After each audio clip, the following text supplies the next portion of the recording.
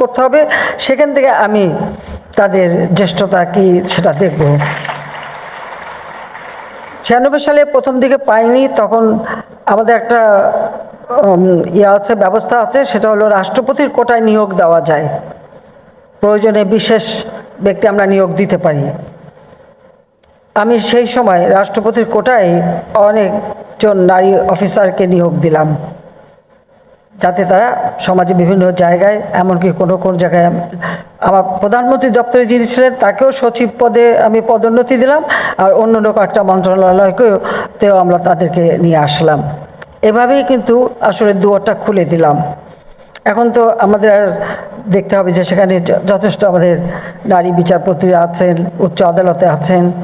সবথেকে বাধার সম্মুখীন হয়েছিলাম যখন আমি এসপি নিয়োগ দিতে যাব, তখন খুব বাজে, মেয়েরা আবার এসপি হবে কিভাবে? আমরা কেন মেয়েরা